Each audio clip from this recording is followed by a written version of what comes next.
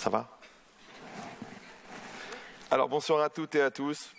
Donc comme d'habitude, Marion, elle me pose des défis de fou. Là, comme elle a dit, j'ai atterri ce matin de Tel Aviv. J'ai donné 14 conférences là-bas pendant 10 jours. Et les 14 conférences m'ont fait moins peur que cette conférence. Parce qu'elle m'a demandé de vous parler d'une chose qui est énorme. Et j'espère que je vais avoir l'aide divine, pédagogique, pour vous transmettre ces notions-là. Parce que déjà, dans un contexte de personnes qui sont de la même religion, c'est des choses qui sont compliquées. Alors là, ça ne va pas être simple, mais j'espère qu'on va être aidé pour comprendre. Parce que la question qu'elle pose avec cette notion de mutant et cette notion de destinée et la relation qu'on entretient avec le monde, en fin de compte, c'est quelque chose qui remonte très très loin. Alors j'ai essayé de remonter le plus loin possible et j'espère encore une fois que ça sera clair. Alors vous savez que l'homme est fait en 3 parties. Bien sûr, je vous donne la version de la Torah. Hein. Ne me demandez pas le catéchisme, j'ai arrêté très très tôt. Donc l'homme est fait en 3 parties. Il y a une partie qui s'appelle l'âme, une partie qui s'appelle, on appelle le nefesh, c'est le psychique, le moi, le je, la conscience. Et après, il y a une autre partie qui s'appelle le corps. Maintenant, ces 3 parties-là, en vérité, elles existent au niveau individuel, mais les textes nous enseignent que Adam, je ne peux même pas le dire en français, qu'un homme ressemble à un monde complet. En fait, l'homme, il représente en lui-même un monde en entier. C'est pour ça que le monde macroscopique, il est fait exactement sur le même modèle et qu'il est fait en 3 couches. Maintenant, de la même manière qu'il y a une âme, il y a un Dieu au-dessus qui va envoyer une impulsion de vie. En dessous, il y aura ce qu'on va appeler la destinée, c'est-à-dire la redistribution de cette impulsion. Et en dessous, il y aura le corps matériel.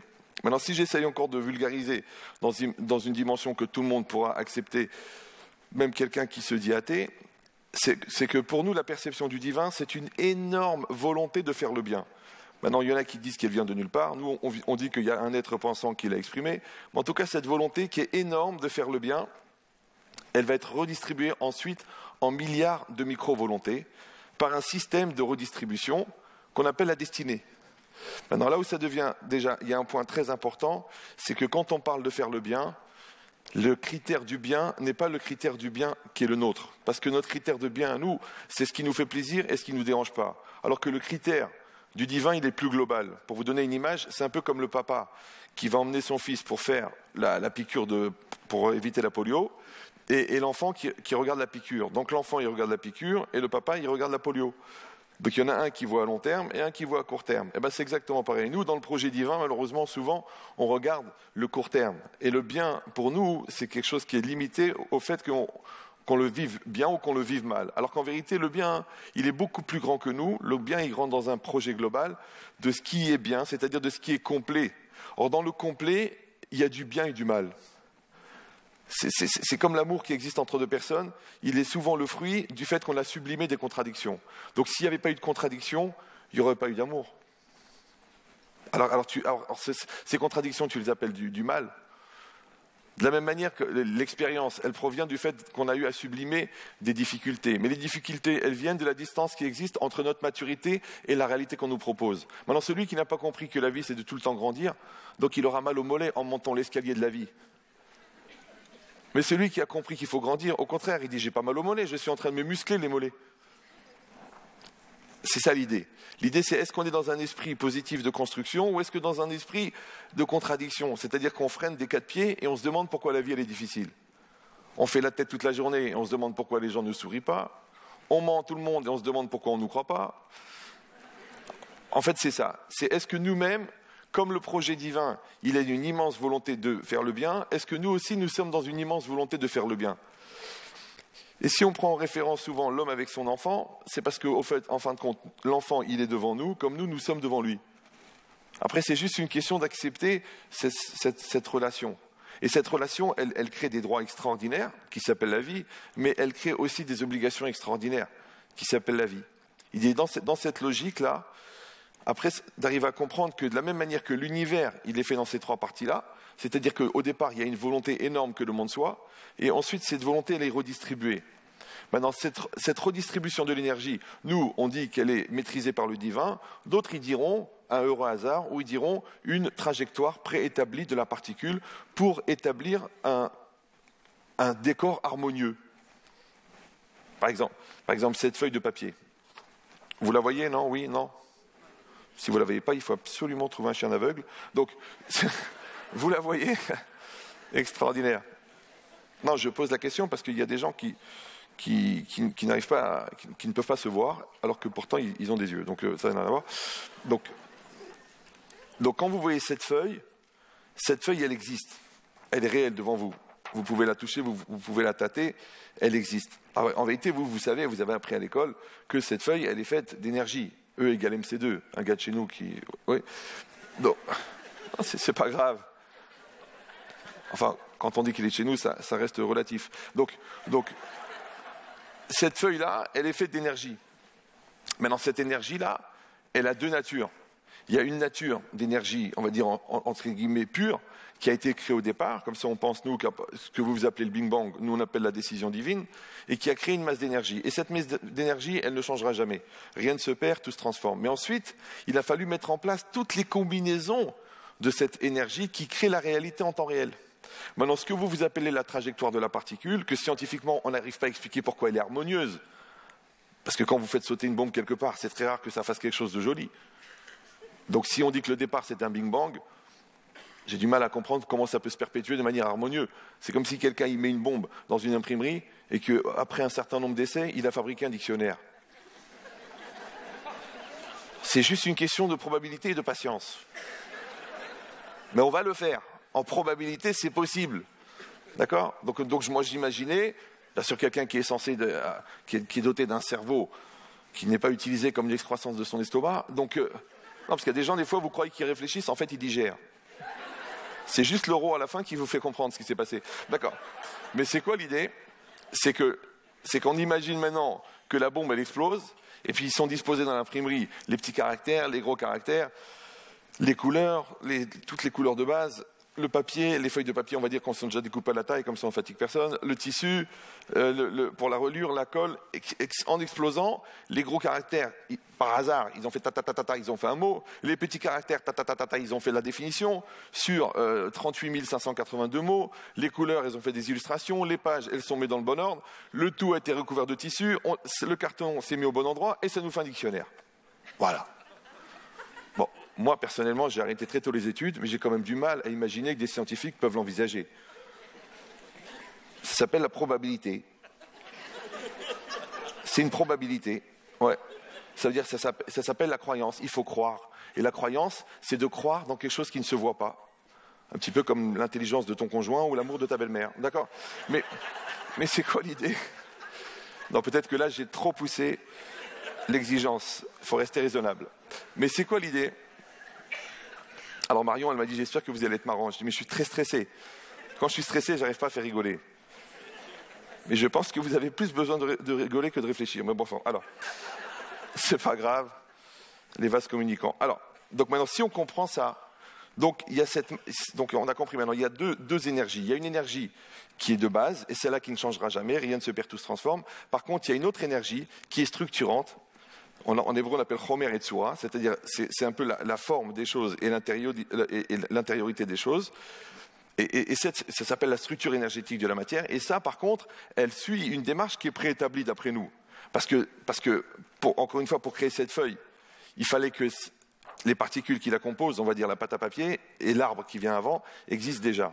Maintenant, pour qu'ensuite elle soit transformée et arriver là, évidemment, vous allez dire, c'est une volonté humaine qui a fait ça, c'est vrai. Mais après, pourquoi cette feuille, elle va jaunir ? Pourquoi elle va s'user sur les côtés ? Pourquoi ensuite elle va partir en miettes ? Pourquoi elle va disparaître ? Alors, Albert, toujours le gars de chez nous, il dit qu'à l'intérieur de la matière, il y a une espèce de compte à rebours qui fait qu'à un certain moment, la matière, elle va être redistribuée de manière différente. Alors, de ce que nous, on appelle vulgairement l'usure, lui, il appelle la redistribution de la particule. C'est normal, un peu comme les pellicules sur la tête de Maurice, d'accord ? Donc maintenant, pour simplifier, donc maintenant, quand on comprend ça, ça veut dire que c'est difficile de parler du présent sans parler du futur. Parce que pour imaginer que le présent existe, il fallait déjà imaginer qu'à l'époque du passé, ce présent-là était exprimé comme le futur présent. Oui, non? Voilà. Non, c'est pas parce que c'est formulé de manière compliquée que c'est pas simple. Hein. C'est rien. Je n'use pas de ce stratagème pour passer pour un savant. Il y a d'autres qui l'utilisent fréquemment à la télé. D'accord. Mais c'est quoi l'idée? Et ça, c'est très important. Ça veut dire qu'il y a une trajectoire. Maintenant, cette trajectoire, en cumulant des particules qui viennent, en fin de compte, se former autour d'une structure énergétique, dans une espèce d'électronique de la future réalité, qui, elle, est déjà préétablie. Maintenant, ce côté préétabli de la future matière, ce schéma-là de la future matière, qui existe de manière électronique mais qui n'est pas encore réalisé, il est déjà fixé. En faisant ça, on fabrique la matière. Dans la matière, il y a aussi de la matière vivante, ça s'appelle les corps. Ensuite, il y a les rencontres entre les matières vivantes et les matières inertes qui créent les décors et qui créent les événements et qui créent l'histoire. Évidemment, tout de suite, vous avez posé la question, alors on est déjà dans le déterminisme, donc le libre choix n'existe pas. Alors je vous donne un conseil, ne perdez pas du temps à rentrer dans une discussion qui n'a pas d'intérêt. Pourquoi? Parce que déjà, les médecins, ils sont OK de penser que les cellules cancérigènes, on les a déjà à la naissance. Alors tu vas dire que c'est un déterminisme. Non, tu dis que ça s'appelle un préétabli. Maintenant, est-ce que ces cellules cancérigènes, elles vont se déclencher parce que je vais être atteint d'une très grave maladie qui s'appelle la prise de tête? Ou est-ce qu'elles vont rester en sommeil parce que j'ai une femme qui m'aime tellement qu'elle est prête à prendre le risque que je survis à sa mort?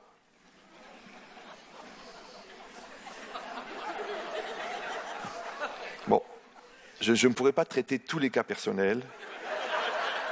Parce que j'ai un ressenti de sous-entendu qui est très très puissant. Donc, j'ose pas imaginer ce que ça pourrait être en consultation directe. Alors, cette idée-là, et c'est ça qui est important, c'est de comprendre que le fait que des choses soient préétablies, c'est pas très grave. Parce que ce qui est important, c'est pas le décor, c'est ce qu'on en fait. Oui, maintenant que tu dis le hasard vous a mis ensemble, ou que Dieu vous a mis ensemble, ça change rien. La vraie question, c'est de savoir qu'est-ce que vous allez faire avec la personne en face. Est-ce que vous allez grandir? Est-ce que vous allez développer de la communication? Est-ce que vous allez vous aimer? Est-ce que vous allez vous haïr? Est-ce que vous allez vous tromper? C'est ça qui est important. Mais de dire que c'est préétabli, c'est pas grave. Comme cette salle, il fallait bien qu'elle existe. C'est pas que Marion, avant-hier, elle a dit « Tiens, en fait, pourquoi pas Reims ?» Non, elle pouvait pas. Elle a été construite, la salle. Et après, nous, on s'inscrit. Maintenant, c'est juste d'arriver à comprendre. Est-ce que tout ça, c'est une réalité physique ou simplement une illusion d'optique dans laquelle on s'inscrit? Comme vous êtes là. Pour moi, vous n'êtes pas un ensemble de personnes. Non, je vous dis la vérité. Pour moi, vous êtes une masse de bonne volonté. C'est comme ça que je perçois. Maintenant, si je perçois une mauvaise volonté, je n'ai pas envie de transmettre. Pourquoi je vais transmettre? Pourquoi? Pour faire un spectacle? Aucun intérêt. Non. Et moi, j'ai une bonne volonté et vous avez une bonne volonté. Et cette communion des bonnes volontés, elle crée ce qu'on appelle vulgairement la compréhension. Maintenant, si on n'est pas dans une communion de bonne volonté, à cause des a priori, à cause de la fatigue, à cause du fait qu'on a peur de rater son train, à cause que la fille qu'on voulait draguer, elle est partie à la conférence d'avant, chacun a ses raisons. Alors on n'est pas dans la communion des volontés, donc on n'aura pas de communication. Parce que communiquer, ça vient de commun, commun c'est comme un. Donc si on n'a rien en commun, comment on communique? Ah, on communique tout seul. D'ici c'est ça. Donc on dit qu'au niveau du corps, le corps de l'homme comme le corps de l'univers, c'est le même principe. En fin de compte, c'est cette masse. Et cette masse-là de molécules qui va en changeant, parce que de la même manière que le monde il évolue selon une trajectoire préétablie, mon corps aussi il évolue selon une trajectoire préétablie. C'est-à-dire que génétiquement, que je le veuille ou non, à un certain moment, je vais avoir des épaules, des abdominaux. Vous gardez ça pour vous, s'il vous plaît. Oui. C'est que la grossesse de la femme dure 9 mois, celle de l'homme dure 30 ans. C'est un truc. On ne sait pas ce qu'il va accoucher, mais on se doute que c'est un truc sérieux. Mais cette idée-là, que le corps de l'univers, lui aussi, il va suivre une série de transformations. De la même manière, le corps de l'homme, il va suivre une série de transformations. Et ces transformations, elles sont inscrites à l'intérieur. Alors pour ça, je donne toujours l'exemple du gland.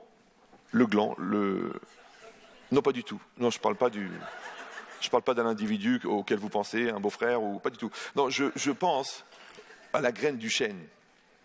Donc vous êtes avec votre fils, vous marchez dans la forêt, et puis vous voyez un chêne magnifique. Ce chêne, il est énorme.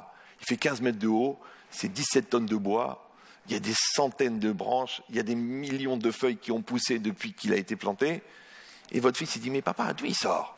Alors vous cherchez dans la forêt, comme ça, par terre, et vous trouvez un gland. Tu dis, voilà, tu vois mon fils, ce gland? Eh bien, c'est l'ancêtre de ce chêne. Et c'est pas possible.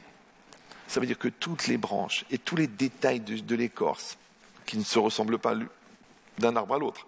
Et toutes les nervures de chaque feuille, et tous les vaisseaux qui ont véhiculé la sève, tout ça, tous ces milliards de détails, de toutes les branches, et de toutes les feuilles, et de tout ce qui était, tout ça, c'était dans le gland. Simplement qu'il s'est passé un certain temps entre le moment où on l'a mis en terre, où il est tombé dans la terre, et le moment où il a poussé. Et bien ces 15 ans-là, c'est la trame temporelle qui a accueilli les transformations de ce gland. Ça vous dérange pas? Oui? Non? Ça vous dérange pas? Oui. Alors maintenant, quand on conçoit un enfant, qu'est-ce qu'on fait? On prend la semence de l'homme et la semence de la femme. Au moment où il y a la fécondation, on fabrique le gland. Je ne parle pas du futur, je parle du passé, d'accord? Et le gland, il va se développer au fur et à mesure. Oh, la personne, excusez-moi. Oh là, quel lapsus. Donc,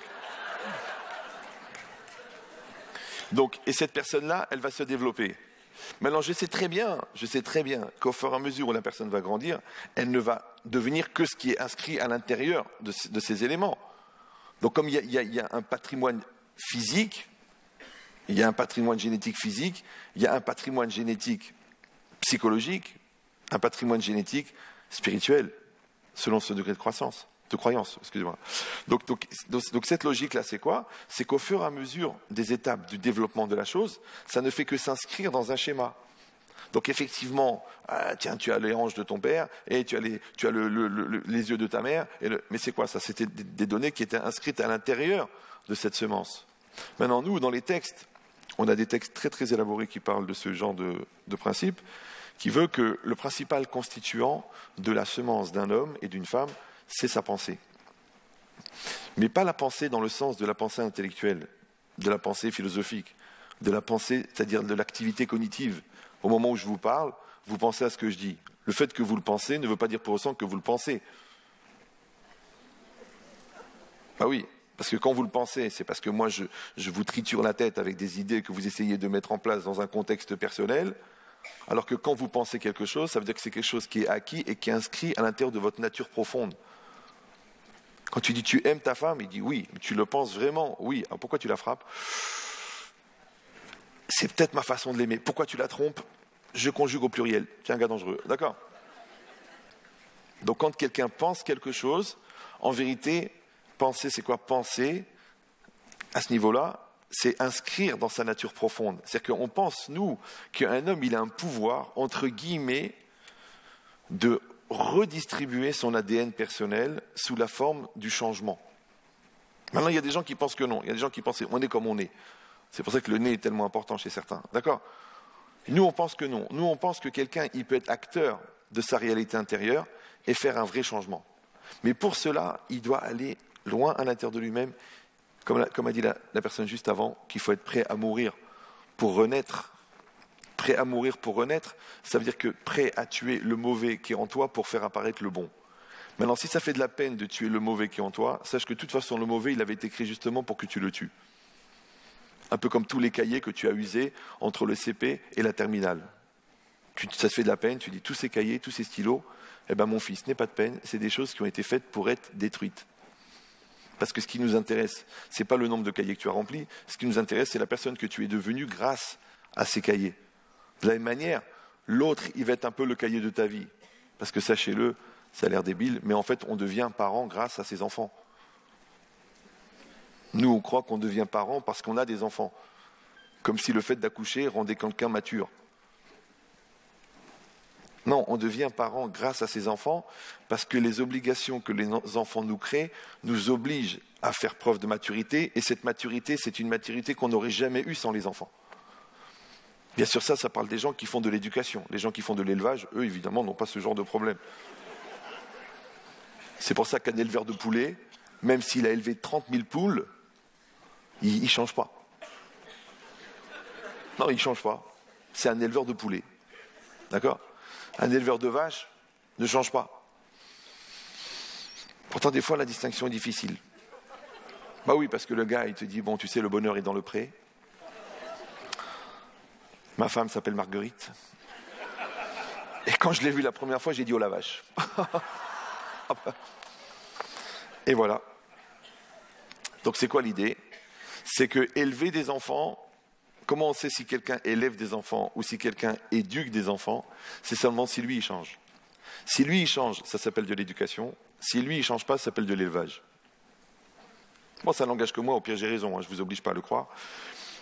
Mais cette idée-là, c'est quoi? Moi, c'est le fruit d'expérience un petit peu, parce que j'ai eu la chance de ne pas faire d'études, mais je côtoie à peu près 25 000 personnes par an, donc je me permets comme ça de certaines statistiques personnelles. Hein. Il dit c'est pareil ici. Il dit si on dit ça, ça veut dire qu'au fur et à mesure que l'on va vivre quelque chose, en fait, on va exprimer comme ce gland qui va pousser et qui va faire pousser encore une branche, qui va faire sortir encore une feuille. Il dit de la même manière, l'univers aussi, il est en développement. Il suit un certain parcours. Maintenant, nous, on pense qu'il est préétabli, d'autres qui ne pensent qu'il n'est pas préétabli. Maintenant, si tu penses qu'il n'est pas préétabli, tu vas avoir un problème. C'est pourquoi le développement reste harmonieux. C'est-à-dire qu'à quelle règle l'univers il obéit pour rester harmonieux, puisque tu penses qu'il s'agit d'une explosion. Or, depuis quand une explosion reste harmonieuse, donc c'est compliqué. Si tu dis que c'est préétabli, ça reste harmonieux, mais c'est un défaut, c'est que ça a l'impression d'être préétabli. Alors on te dit non, parce que ce qui est préétabli, c'est le décor, et non pas ce que tu en fais. Et c'est ça le plus important. C'est pas quand je t'ai vendu la voiture, je t'ai pas dit où est-ce que tu dois aller en vacances. Mais c'est quand même moi qui a fabriqué la voiture. Alors quand toi tu dis non, si je pars en vacances, je veux faire moi-même la voiture. Bon bah tu n'es jamais parti. Oui bah oui.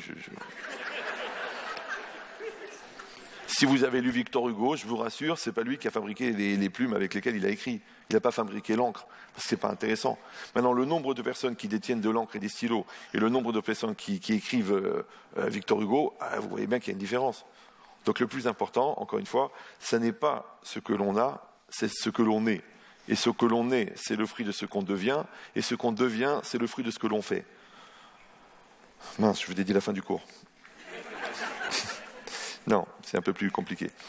Donc si c'est ça c'est déjà au niveau, on va dire, de regarder l'univers et de regarder le corps humain. Donc je vous fais un parallèle, parce que des fois, de le voir dans la globalité, c'est difficile, mais dans le corps humain, on peut le comprendre. Donc un homme. Après, il y a le parcours de l'âme. Alors là, par contre, je suis obligé de rentrer dans le religieux, parce que malheureusement, je n'ai pas d'autres références, puisque j'ai arrêté l'utilisation des vitamines illégales depuis longtemps. Donc, c'est pas grave. Il paraît que c'est une autre manière de voyager dans les paradis artificiels. Et même si on est obligé de se fixer une ligne, on n'est pas obligé d'y aspirer sous prétexte qu'elle est blanche. Bon. Ou en poudre. Donc, alors, je vous donne l'idée. Chaque personne a une âme. Qu'est-ce que c'est une âme? Une âme, c'est une combinaison complexe d'éléments divins qu'on appelle les étincelles. Maintenant, j'essaie vraiment d'être le plus clair possible. Maintenant, cette combinaison d'étincelles, elle va donner ce qu'on appelle le spectre de l'âme. Chacun d'entre nous a une âme différente parce qu'il a un spectre différent.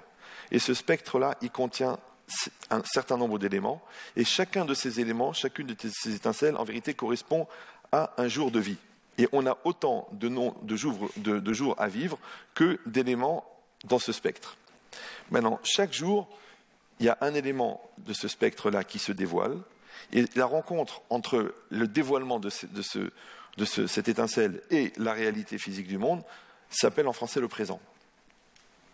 Maintenant, chacun d'entre nous a une âme différente, et en vérité, chacun d'entre nous a un présent différent. C'est-à-dire qu'il y a une formidable illusion d'optique de croire que parce qu'on est au même endroit, on vit la même chose. C'est une erreur. C'est pour ça que quand vous avez 5 personnes impliquées dans un événement, chacun a une vision de l'événement.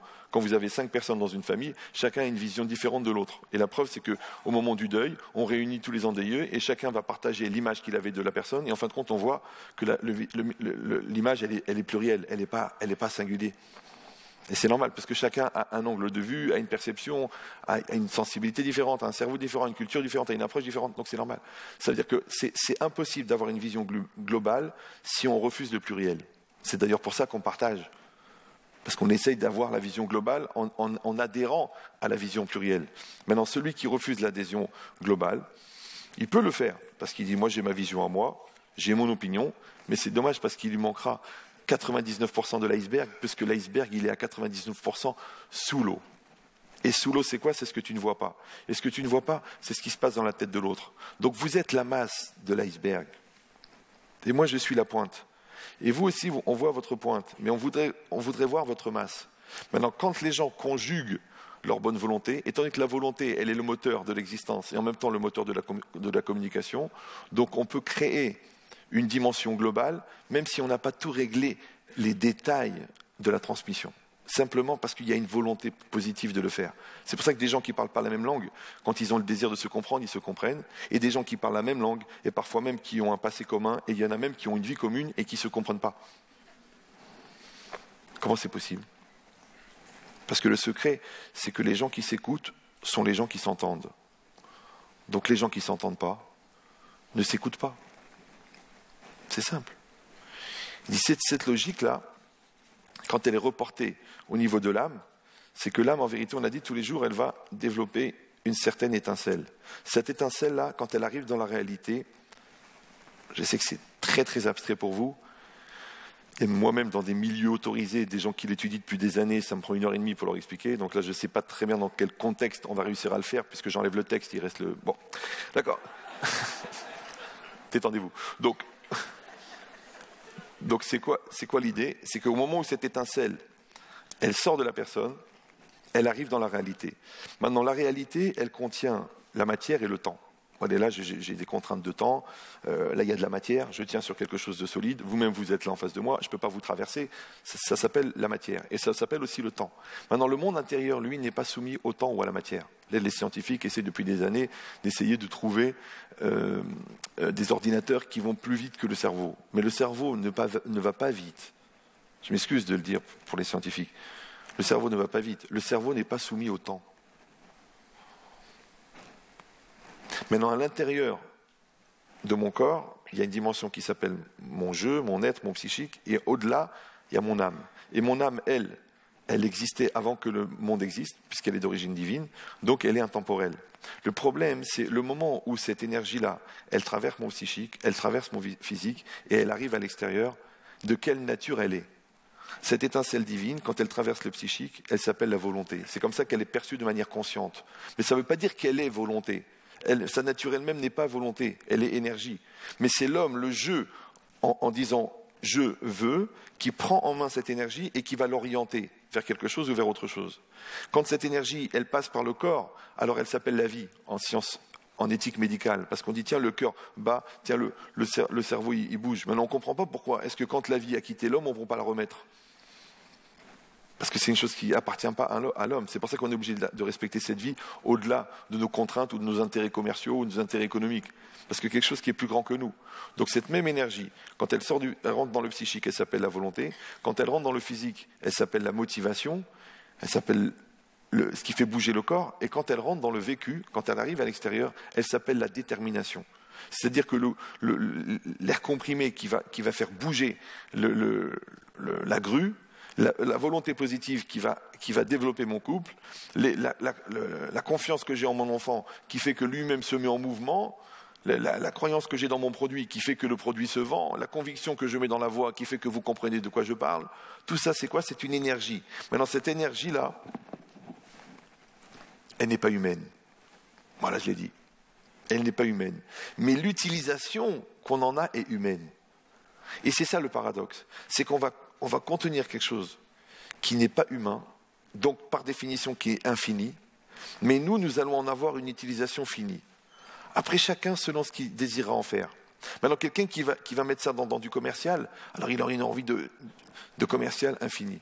Celui-là, il va le mettre dans la haine, il va avoir une envie de haine infinie. Celui-là, il va le mettre dans le génie, il va développer des idées que personne n'aurait pu imaginer. Mais celui-là, il va le mettre dans la bêtise, il va être d'une bêtise infinie. Celui-là, il va le mettre dans la violence. Il va le mettre dans une violence qu'on n'aurait pas pu envisager. Celui-là, il va le mettre dans l'amour. Et on est sublimé par un raz-de-marée de gentillesse. Mais qu'est-ce qu'on a fait en vérité? Et ça, le paradoxe, on va prendre de l'énergie infinie et on va lui donner une connotation finie.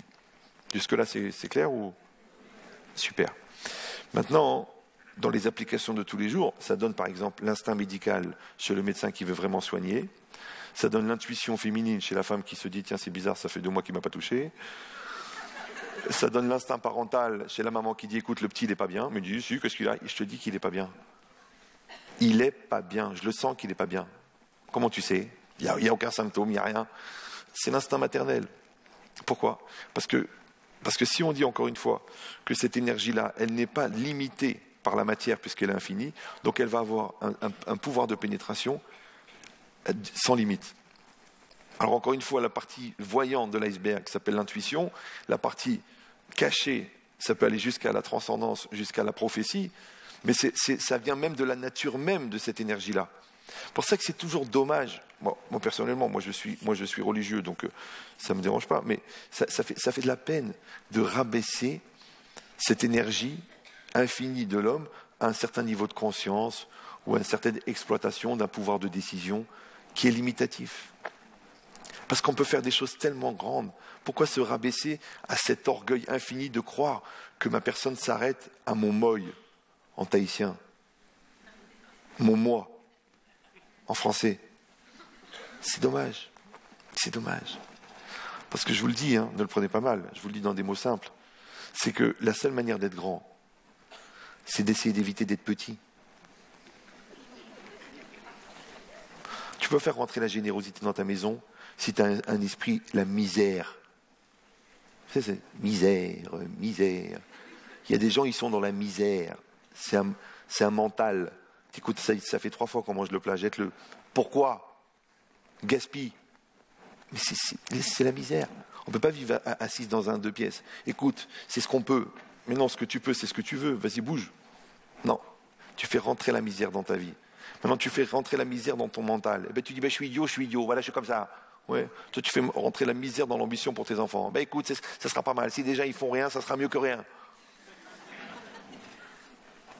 Tu fais rentrer la misère dans ton psychique. Toi-même, de toute façon, je vaux rien, je suis rien, je vaux rien, je suis rien, je vaux rien, je suis rien. Bon, dommage que tu n'es pas mort hier, d'accord? Mais il dit ça, c'est un esprit. Maintenant, cette misère-là, elle vient de quoi? Elle vient d'une limite que tu t'es imposée toi-même. Et ça, dans notre tradition à nous, ça s'appelle de l'orgueil. Parce que l'orgueil, c'est soit de croire que tu es plus que ce que tu es, soit de croire que tu es moins que ce que tu es. Maintenant, tu te mets au-dessus des autres parce que tu penses que tu vaux mieux, ou tu te mets au centre de la souffrance parce que tu penses que tu es le plus malheureux de tous, et que tu as ce privilège et ce monopole, c'est un orgueil inversé. C'est exactement pareil. Maintenant, toi, tu peux sortir de ces contraintes, de ces limites, de cette petitesse, simplement en acceptant d'adhérer à une énergie infinie qui te traverse. C'est-à-dire que si au lieu de te laisser aller, selon une énergie préétablie, tu veux prendre en main cette énergie et faire sortir le meilleur de toi-même, mais qui sera poussé par cette énergie, alors cette énergie qui est infinie, elle va faire de toi un être énorme. C'est pour ça qu'en hébreu, c'est difficile à traduire en français, le mot Adam, qui veut dire l'homme, c'est les mêmes lettres que le mot méhod, qui veut dire beaucoup. C'est-à-dire que l'homme, c'est beaucoup. L'homme, c'est énorme. Mais ça dépend comment on le regarde. Parce que Adam, en hébreu, ça vient aussi du mot Adama, et Adama, c'est la terre. Donc tu peux être à un très bas niveau au niveau de la terre. Oui, mais un homme, en hébreu, c'est aussi Ish. Et Ish, c'est quoi? C'est Aleph, Yud, Shin, c'est 3 lettres, dans lesquelles il y a deux mots, en fait. Il y a un mot qui s'appelle Esh, qui est feu, et un mot qui s'appelle une lettre qui s'appelle Yud. Yud, c'est 10. Et 10, ça représente la sagesse. Donc en fait, c'est quoi un homme? C'est du feu, de l'énergie avec de la sagesse. Maintenant, tu peux être une créature complètement éthérée, une personne tellement au-delà de la matière, ou alors fondamentalement un consommateur pousseur de caddie chez Auchan. Parce que tu veux vivre la vie, la vraie vie, la vie Auchan. Et que quand tu n'as pas le moral, tu vas chez Carrefour, parce qu'avec Carrefour, tu positives.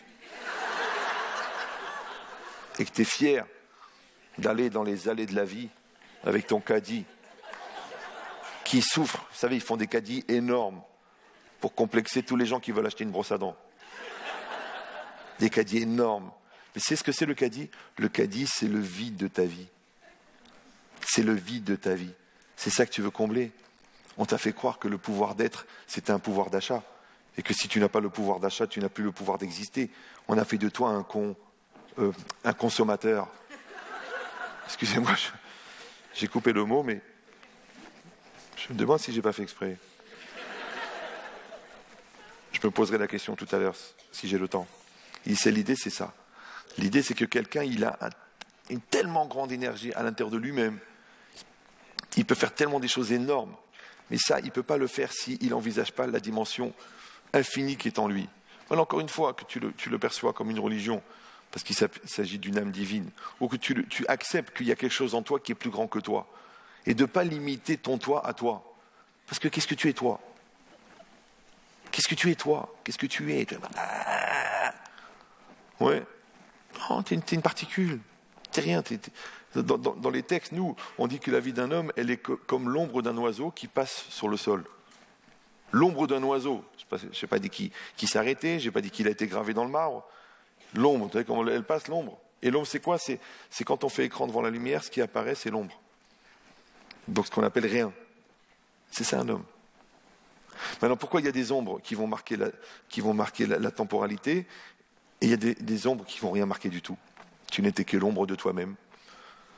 Mais c'est très simple. Parce que si tu as profité de cette ombre-là, qui est l'ombre de la lumière, donc la lumière, c'est ce que tu produis, l'ombre, c'est ce que tu produis, et la lumière, c'est ce que tu es. Si tu as profité de cette lumière pour produire quelque chose qui est beaucoup plus grand que toi, eh ben, tu verras que cette lumière, elle continuera à briller dans les yeux des gens qui t'ont connu après que tu sois mort.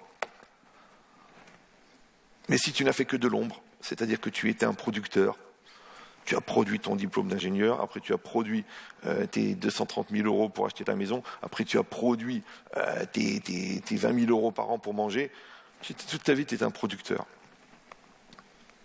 Mais le but de la vie, c'est pas de produire. Le but de la vie, c'est de devenir. Parce que ce qu'on est, c'est ce qu'on est devenu. Et ce que tu transmets à tes enfants, c'est ce que tu es devenu. Donc quelqu'un qui va vivre des choses, mais sans faire un changement profond chez lui, eh bien bizarrement, ses enfants ne lui ressemblent pas. Comment ça se fait? Parce qu'il n'est pas devenu. Et par contre, quelqu'un qui est devenu, quand tu rencontres son petit-fils, tu dis, mais attends, vous n'êtes pas le petit-fils d'un tel? Le gars, il dit oui, effectivement. Pourtant, il ne se ressemble pas. L'autre, il faisait 1m80, lui, il fait 1m12. L'autre, il était grand et beau, lui, petit et moche. Ouais. Il dit, mais vous êtes le petit-fils parce que tu dégages une énergie qui représente ce que la personne était. Mais on ne peut pas être quelqu'un qui devient si on n'est pas le fils de quelqu'un qui lui-même est devenu. Donc nous, quand on éduque nos enfants, on doit les éduquer à devenir. On ne doit pas les éduquer à produire. Parce que produire, à quoi ça sert de produire? De toute façon, on va tous mourir. Non, c'est vrai. Le gars, il a 6 appartements. Tu crois qu'à Pantin, on va lui trouver un cercueil pour lui mettre les 6? Le pauvre, ça fait de la peine. Le gars qui avait l'habitude de vivre dans 800 mètres carrés, on lui octroie un studio en longueur. Il a peine s'il arrive à bouger. Mettez-le un peu à l'aise. Il avait l'habitude d'être à son aise. Non, parce que c'est pas ça le but de la vie. Le but de la vie, c'est que l'enveloppe corporelle qu'on t'a donnée, tu vas l'utiliser pour devenir quelqu'un d'extraordinaire. Maintenant, ton âme, t'en fais pas, elle est extraordinaire par définition, puisqu'elle est extraordinaire, elle est en dehors de l'ordinaire. Et ton corps, que tu le veuilles ou non, c'est une masse de particules organisée de manière harmonieuse pour les gens qui ont les qualités morales qui vont avec. D'accord? Et au milieu, il y a quoi? Il y a une personne. Et cette personne-là, où elle va être quelqu'un d'énorme, où elle va être quelqu'un de petit. Il dit maintenant, dans ce schéma-là, quand l'âme, elle vient, parce que nous, dans notre tradition, l'âme est déterminée au moment de la conception, au moment où les parents conçoivent l'enfant, selon le degré de communion, le degré d'amour, le degré de lien, le degré d'investissement, le degré de projection dans la vie et le degré d'ambition spirituelle, on décide de l'âme qu'on va mettre à l'intérieur. C'est à ce moment-là qu'on détermine une âme. Maintenant, l'âme, elle doit suivre, elle, une autre démarche. Parce que pour l'instant, on parle beaucoup du moi. C'est-à-dire que moi, je viens au monde et je grandis, je vieillis, je meurs. Et mon corps, lui aussi, il se développe, il se flétrit et il disparaît. Ça, c'est un parcours qui s'appelle la trajectoire du corps, un parcours qui s'appelle la trajectoire de l'homme, de l'être. Mais il y a un autre parcours, et ce parcours, il existait avant moi. C'est le parcours de l'âme. Et l'âme, elle passe par plusieurs corps, ça s'appelle la réincarnation. Et heureusement ou malheureusement, il y a aussi des résiduels des vies antérieures. Par exemple, des gens dans le coma qui se mettent à parler l'espagnol du Moyen-Âge. Tu dis, mais attends, c'est pas possible, en 2015. Oui. Il y a plein de cas comme ça, des choses incroyables qui arrivent, des gens qui sont traumatisés par la Shoah, alors qu'ils ont grandi dans un milieu qui n'avait aucun rapport avec ça, de l'autre côté de la Méditerranée. Pourquoi? Parce que, et c'est ça que je vous demande encore une fois, ou de m'écouter ou de me faire confiance, ou les deux, c'est que quand on dit que chaque jour, l'étincelle, elle est exprimée dans la réalité, à ce moment-là, c'est l'homme qui va décider selon son libre arbitre qu'est-ce qu'il va en faire. Est-ce qu'il va en faire de l'essentialité? Et c'est ce qui va être, en fin de compte, son existence future. Ou est-ce qu'il ne va pas en faire de l'essentialité? Et à ce moment-là, cette étincelle-là qui n'a pas été utilisée, elle va être obligée d'être reconditionnée dans une autre âme, qui va peut-être revenir dans une autre vie, ou peut-être que lui-même aura l'occasion de la rencontrer. Je donne une image. Comme nous, on le développe. Maintenant, encore une fois, vous n'êtes pas obligés. Je sais que pour beaucoup d'entre vous, vous avez fait une croix sur le judaïsme, alors que nous en faisons une Magen David. D'accord. Mais je vous donne l'idée. Imaginez quelqu'un, il a 20 ans. Comme ça, on explique. Quelqu'un, il a 20 ans. Et puis, il est en face d'une jeune fille, et puis il a envie de faire une grosse bêtise avec elle. Genre de bêtise physique que l'on peut faire en faisant croire à l'autre qu'on va l'épouser, mais qu'en fait, c'est juste une exploitation physique d'une partie de son corps qui nous intéresse de manière limitée. Mais elle ne le sait pas, parce qu'on ne peut pas dire à quelqu'un, écoute, j'ai besoin. On dit à quelqu'un, je t'aime, tu seras la femme de ma vie, je serai là pour toi, et l'autre, elle suit, ça existe. Bon. C'est pour ça que chez nous, avant le mariage, 0. Tu signes, tu t'engages, tu vois les parents, tu fais le mariage, et après, on te laisse tranquille dans la chambre à coucher. Et si quelqu'un va dire, bon écoutez, sexuellement, il faut être quand même plus libéré, je ne sais pas, hein, encore une fois, ça n'engage que moi, je ne sais pas combien d'avantages on peut tirer à tous les traumatismes qu'on a cumulés dans des espoirs non réalisés, ouais, pour dire qu'ensuite, c'était ça, l'amour. Parce que j'y ai cru, ça n'a pas marché. J'y ai cru, ça n'a pas marché. J'y ai cru, ça n'a pas marché. Maintenant, si j'enlève tous les gens qui sont venus pour profiter et ceux qui sont venus pour investir, comment le cumul de tout ça, ça peut s'appeler le bonheur. Alors que quand la personne dit, écoute, moi je veux te rendre heureuse. Tu veux me rendre heureuse? Oui, je veux te rendre heureuse. Tu viens voir mes parents, tu t'engages, tu signes un contrat de mariage. Chez nous, ça se passe comme ça. Tu fais une soirée, il y a des témoins. Et maintenant, tu fais une préparation d'engagement à me rendre heureuse. Et avec ça, c'est pas facile. Mais si on est tous les deux comme ça sur la plage, et tu me dis, tu veux qu'on aille faire une balade en mer? Je dis, écoute, pourquoi pas? J'ai rien à faire dans ma vie, toi aussi. On prend une barque, ce qu'on appelle une galère quand c'est plus grand. On met 2 rames, on monte dedans, comme ça naturellement. On pousse la barque vers la mer, et quand on est vraiment dans la mer, on va voir qui c'est qui va ramer. Et cette logique-là, c'est quoi? C'est que je ne peux pas engager l'avenir d'un autre si moi-même, je n'ai pas pris les garanties que cet engagement, il ne va pas être au détriment de l'autre. C'est difficile. Ça s'appelle la maturité en français. Alors, comme il y a beaucoup de gens qui confondent la joie et le plaisir, et que l'autre peut être l'objet du désir, donc à ce moment-là, ça ne s'appelle plus de l'amour, ça s'appelle de la masturbation en communauté. C'est-à-dire, j'utilise ton corps pour me faire plaisir, tu utilises le mien pour te faire plaisir. Mais qui a dit qu'on va en sortir indemne au niveau psychologique? Qui a dit qu'on pourra remonter la deuxième fois? Qui a dit qu'il ne va pas falloir prendre de l'exomil pour absorber le choc du fait de se dire qu'en fin de compte, la personne, elle s'est toujours moquée de moi, alors qu'elle-même, peut-être, elle ne le savait même pas. Donc, c'est exactement pareil. Quand moi, je fais le lien avec une femme que j'aime, comme moi je fais le lien avec cet enfant, comme moi je fais le lien avec cette entreprise, comme moi je fais le lien avec vous, que j'investis une énergie pour faire passer quelque chose, il n'y a pas de différence. Il y a des règles, et il y a des principes qui vont garantir la valeur de ce qu'on fait. Sinon, qu'est-ce qu'on fait? On fait des courants d'air. Alors autant mettre des ventilateurs et c'est tout. On ne veut pas. On veut produire quelque chose d'intemporel, on veut produire quelque chose de grand, on veut produire quelque chose d'énorme. Et cette chose-là, c'est ce qu'on essaie de faire. On essaie de faire de l'intemporalité. Ce qu'on appelle vulgairement de l'essentialité. Maintenant, d'être prêt à le faire, ça ne peut ne se faire qu'avec des conditions extrêmement précises et avec une volonté extrêmement pure. Et à ce moment-là, le miracle se passe. Un peu ce qu'on vous vend au cinéma, sauf que le gars au cinéma, c'est juste un scénariste frustré qui l'a jamais vécu et qui essaie de le raconter pour que les gens en rêvent. Donc ça fait un rêveur et un frustré qui regardent les deux le film. Mais si vous êtes des gens vrais, et vous savez que ça existe, parce que cette personne-là, vous l'avez rencontrée, parce que cet événement-là, vous l'avez vécu, parce que cet instant-là, vous l'avez exprimé, vous savez que ça existe. Alors après, la discipline, c'est ce qui permet de le perpétuer. Ou non, vous allez faire semblant. Vous allez venir au séminaire, vous allez manger bio, et puis en cachette, vous allez manger des bonbons chimiques. Vous allez revendiquer la pureté du monde, mais vous allez boire du coca. Donc il y a un moment ou un autre. Ce que nous, on appelle le repentir, moi je pense que dans la rue, ça s'appelle la cohérence. Alors, et le paradoxe, c'est quoi? C'est que ces trois dimensions, elles se superposent. Parce qu'il y a une dimension qui est que l'âme, elle vient d'avant, et elle est donnée à un certain moment à la personne, durant une durée de vie, et qu'elle a un travail à fournir, et ce travail-là, il va être une redistribution, on a dit des étincelles, du vivant. Maintenant, quand du vivant, la personne n'a pas optimisé cette étincelle, puisque chaque jour correspond à une étincelle, donc cette étincelle-là, elle va être reconditionnée à l'intérieur d'une personne.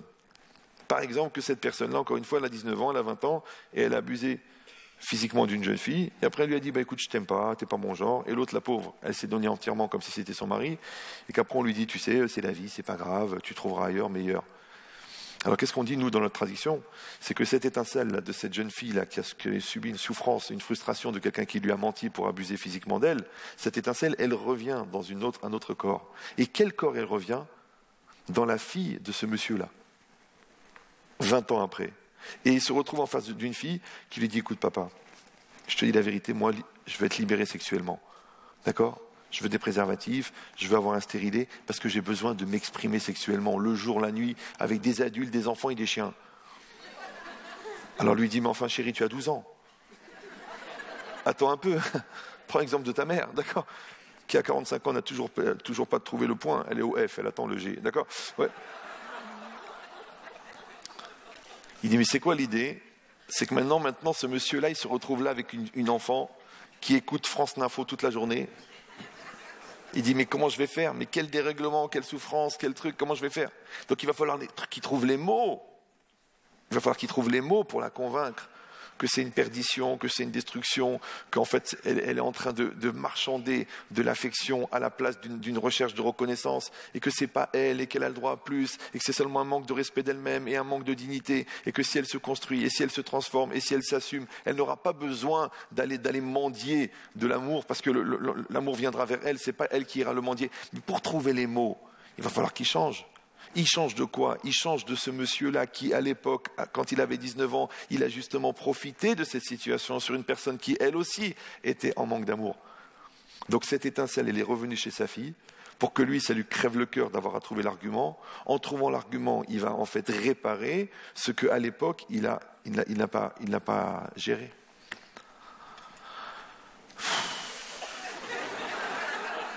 Je ne sais pas, c'est clair ou c'est pas clair?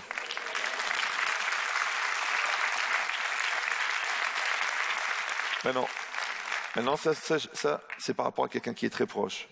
C'est quelqu'un qui vient de ta chair, un enfant. Des fois, ça peut être un élève. Des fois, ça peut être une rencontre. Des fois, ça peut être quelqu'un qui te fait du mal, mais en vérité, qui est là pour te faire grandir. C'est à toi de voir, derrière le circonstanciel, quel est le projet. Qu'est-ce qu'on attend de toi? Parce que nous, on pense que tout ce qui arrive, c'est pour le bien. Encore une fois, le bien, c'est pas forcément ce qui te fait plaisir, mais c'est ce qui te fait grandir. Maintenant, des fois, pour grandir, il faut t'encourager, et des fois, pour grandir, il faut un peu te forcer. Comme ce prof de maths qui t'a saoulé, mais grâce à ça, t'as eu ton CAPES de maths. Alors que l'autre qui était très cool, bon, écoute, détends-toi, fais ce que tu veux, quand tu veux. Bon, grâce à Dieu, t'as ton RSA, t'es bien, quoi. Ouais. Mais où elle est ton ambition? Non, écoute, c'est déjà pas mal. Pourquoi je vais aller bosser? De toute façon, je touche la même chose. Mais si tu vas bosser, t'as une dignité. Si tu touches la même chose, t'as rien. C'est pas une question d'argent. C'est une question de réalisation, c'est une question de projet, c'est une question de se lever le matin. Et cette dimension-là, pour arriver à une dimension où quelqu'un il peut s'enfermer dans un non-existence qui provient d'une dimension de non-choix, et le non-choix, c'est le refus d'être. Alors combien il faut avoir peur de la vie, et combien il faut qu'on ait eu des parents qui ne nous aient pas donné envie de vivre, et combien il faut être dans une civilisation où le non-être il devient un art. Il devient un droit revendicable. Je me rappelle, peut-être vous vous rappelez de cet événement-là. Un jour, les chômeurs, il y avait une prime. Et l'État a refusé de leur donner la prime. Ils ont fait grève. C'est bizarre comme ambiance. Maintenant, il est chômeur, le gars. Il fait grève. Mais grève de chômage. Mais je comprends pas, un grève de chômage, c'est un travail, alors on va travailler, parce que tu grèves. Tu peux pas chômer au carré. Tu chômes et tu chômes. Tu chômes à la puissance, je chôme. C'est impossible. Je fais grève parce que vous ne me donnez pas la prime. Mais une prime, ça va, mais des primes, ça va pas. C'est logique. Encore une fois, je ne parle pas d'argent. Je parle d'une dynamique de se lever, de se battre et de faire quelque chose. De la même manière, on est mariés maintenant. Bon, t'as tort, t'as raison, ta mère, t'as truc, je t'ai manqué de respect. Ok, on avance ou on n'avance pas? Tu veux qu'on fasse grève? Tu veux qu'on fasse grève de vie? Tu veux qu'on fasse grève d'amour? Tu veux qu'on fasse grève d'investissement? Toi, c'est pareil, maintenant ton fils, il n'est pas exactement comme tu voudrais. En quoi tu fais grève? Parce que tu l'aimes à condition qu'il soit ce que tu attends de lui. Mais il fallait lui dire à la naissance que c'était un produit fini, le gars. Non. Un enfant, tu dois l'aimer sans condition. Sans condition, c'est quoi? C'est prendre le risque d'être déçu. Mais déçu par qui? Déçu de qui? Déçu de toi. Parce que c'est toi qui as préétabli une image de ce que tu attendais. Et c'est ça ton erreur. Le contraire aussi. Que des fois, les gens, ils sont déçus de la réussite de leurs enfants. Parce qu'ils étaient tellement convaincus qu'ils allaient se planter, que l'autre, en réussissant, il les a déçus. Je sais qu'au niveau psychiatrique, c'est intéressant, mais ça sort des trucs bizarres. Il dit, mais c'est ça l'idée. Il dit que quand quelqu'un il comprend ça, que c'est une trame. Donc il y a une trame au niveau physique qui va se traduire, une trame au niveau psychologique, parce que tu vas évoluer en fonction des rendez-vous que tu vas avoir avec la vie. À chaque fois que tu réponds à la question de la vie, ça te donne un niveau de maturité, et tu évolues. Et bien, au niveau spirituel, c'est la même chose. C'est-à-dire que ton âme, elle va produire ces étincelles-là, mais elle suit une démarche. Alors après, c'est de comprendre comment ces trois trajectoires, elles se superposent. C'est-à-dire qu'au moment où l'étincelle traverse ton corps, elle apparaît dans le psychique sous la forme de l'énergie, et dans ton corps, elle apparaît comme la transformation de tes cellules. Mais c'est les trois trajectoires qui se superposent. Maintenant, le problème, c'est qu'elles sont interactives. Donc quand toi, tu es mal dans ta tête, automatiquement, ça se ressent sur ton corps, ça s'appelle un symptôme. Quand tu ne veux pas, tu es dans le déni de l'énergie de ton âme, tu trouves que ta vie n'a pas de sens, parce que d'être un consommateur, à bout d'un moment, ça fait c'est un peu dépassé. Parce que celui qui n'a pas tout ce qu'il voudrait, il peut toujours rêver qu'en l'ayant, il sera heureux. Mais celui qui a déjà tout, il se demande pourquoi il vit un jour de plus. Donc celui qui ne veut pas tomber dans ce piège-là, de confondre le verbe être avec le verbe avoir. Parce qu'on t'en fait croire que si tu es riche, ouais, tu es riche, alors quoi? Alors tu es heureux, tu as de l'argent, alors tu es heureux, tu confonds le verbe être avec le verbe avoir, tu as une maison, alors tu es bien, ça n'a rien à voir. Et cette logique-là, c'est quoi? C'est qu'il faut utiliser cette matérialité, il faut utiliser comme une trame. Mais la trame, elle est faite pour qu'on devienne. Et la vraie satisfaction, c'est d'être devenu. Alors qu'est-ce qui se passe? Et c'est ce qu'on appelle en français la satisfaction d'être, qui est vécue, qui n'est qu'un éclairage, une résonance de l'âme. C'est-à-dire que le parcours de l'homme, en fait, il est faussé dans la société. Parce que l'homme, on lui demande d'être pour produire. Et il produit, et il meurt. Alors qu'en fait, le but, c'est pas de produire. Le but, c'est de devenir. Maintenant, étant donné qu'on ne peut pas devenir sans faire, parce que tu apprends la menuiserie, tu fais de la menuiserie, tu deviens menuisier. Tu apprends la médecine, tu pratiques la médecine, tu deviens médecin. Maintenant, tu veux des enfants, tu fais des enfants, tu deviens père. Donc maintenant, le problème de la société, c'est que par souci de productivité, elle a arrêté le cycle. Mais le cycle, il doit aller jusqu'au bout. Franchement, de vous à moi. Si un homme et une femme, ils se regardent, après 35 ans de mariage, il dit, écoute, bravo pour la maison, bravo pour les vacances, bravo pour la voiture, bravo pour les petits-enfants, bravo pour la maison de campagne, bravo pour le compte en banque, bravo pour les actions. Mais dommage qu'il n'y ait jamais eu d'amour entre nous. Dommage que j'ai jamais eu confiance en toi. Dommage que je me suis jamais senti proche de toi. Dommage. Alors à quoi ça leur a servi tout ça? Je l'ai déjà dit dans un autre cours, mais je ne sais pas dans quelle mesure est-ce que vous révisez ou vous redoublez, je ne sais pas. C'est que quand il manque l'essentiel, qu'est-ce qu'on va faire avec le reste? Combien il faut de superficiel pour combler le manque d'essentiel? C'est un vrai problème. Alors cette société nous fait croire, rajoute encore du superficiel, et tu verras un jour tu seras heureux. Et les gens ils font la queue. Ça va venir, il paraît que le bonheur il est au bout de l'allée, vas-y. Pousse ton caddie, achète encore la nouvelle voiture, voilà le téléphone qui fait des glaçons, d'accord.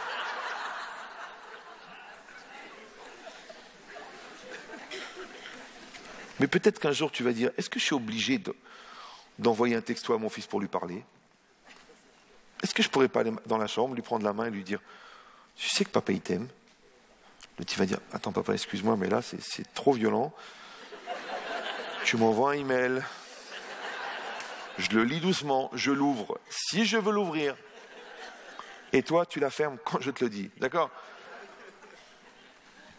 C'est ça le problème. On a tellement voulu développer l'artificiel qu'on a perdu le naturel. On perd. Et alors je dis et je répète, cette aventure, elle est tellement énorme, elle est tellement grande, et que les trois trajectoires, elles sont tellement développées, et qu'au niveau, maintenant vous avez compris, au niveau microscopique, c'est l'aventure humaine, mais au niveau macroscopique, c'est l'aventure de l'univers. Après, ce qui se passe, c'est que quand on arrive à sortir de cette grave maladie qu'on appelle le nombrilisme, et qu'on accepte qu'en fait on fait partie d'un seul ensemble, et donc on peut trouver la conjonction de l'aventure humaine et de l'aventure universelle. Maintenant, tant que la société, elle nous maintiendra dans ce stress de la consommation, que fais attention à ton porte-monnaie, achète au prix le moins cher, trouve la maison, fais le placement, mets de côté, prends de l'essence là-bas où elle coûte 2 centimes de moins. Mais tu te rends compte que l'essence, ça veut dire l'essence. Tu te rends compte que tu fais 19 km de plus pour trouver du gasoil moins cher, alors qu'en développement ta capacité à conceptualiser dans ton travail, les 17 centimes, tu pourrais les gagner en 1 minute 30. Mais comme tu es paralysé par ta peur de manquer de diesel, donc tu oublies de te développer au niveau maturité pour avoir un concept commercial plus grand qui te ferait gagner 100 000 fois le diesel. Alors tu vas chercher ton diesel et tu fais la queue. Ça a augmenté? Oui, 2 centimes. Oh, 2 centimes. Oh, 2 centimes, 2 centimes. Oh, 2 centimes. Ben 2 centimes, c'est 2 centimes. 2 centimes, c'est 2 centimes. Et le même gars qui pendant 28 ans, il a fait attention de trouver le diesel à 2 centimes de moins, eh ben, le jour où il va vendre la maison, on va lui dire, écoutez, vous la vendez 380 000 euros, je vous dis franchement, c'est impossible, il faut la mettre à 320. Le gars dit, allez, ok, j'en ai marre. Il vient de jeter 60 000 euros en 3 secondes, et il a fait 23 ans les allers-retours pour gagner 2 centimes.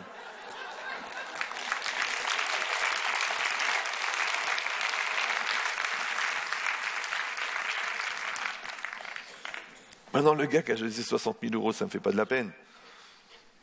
C'est pas grave, il en faut des pigeons. Ouais. Ce qui me fait de la peine, c'est le gars qui a jeté son mariage en 3 secondes. C'est le gars qui a jeté ses enfants en 3 secondes. Tu me contredis, tu m'écoutes pas, tu manques de respect, tu quittes la maison. Attends, il t'a juste dit qu'il était différent de toi. C'est pas interdit pour l'instant. Ou non? Peut-être que oui, peut-être c'est interdit. Peut-être c'est interdit de ne pas être la 3e jambe de son père. Peut-être, de ne pas être une excroissance de l'autre. Peut-être. Alors je te dis, apprends le pluriel. Apprends qu'on n'est pas 1, on n'est pas 2, on n'est pas 3, on est des milliards. Et essaye de fonctionner. Maintenant, on ne va pas tous dormir dans le même lit. Ça a été proposé en 68, mais ça n'a pas marché, d'accord? On ne va pas tous penser la même chose, on ne va pas parler la même langue, on ne va pas manger tous le même sandwich, avec le même fromage qui coule, et avec la même canette. Ça, on croit que c'est du mondialisme. En vérité, c'est juste une redistribution du parc clientèle. Ouais. Mais peut-être qu'on peut dépasser nos limites, encore une fois, de notre moi, de notre petitesse, pour élargir ça. J'ai dit ce matin, j'ai atterri à 5 heures du matin de Tel Aviv. Après, j'ai dormi quelques heures. Après, je suis venu. Et j'avais un stress dans le train. J'ai dit, le train, il va se soulever tellement je suis stressé. Mais moi, de ma petite expérience, moi, c'est mon métier, je suis conférencier, je ne fais rien d'autre. Enfin, à part ça, j'essaye d'aider un peu les gens. Mais j'ai une clé personnelle. C'est que la valeur de ce que je vais produire, elle dépend de l'effort que j'ai fourni pour y arriver.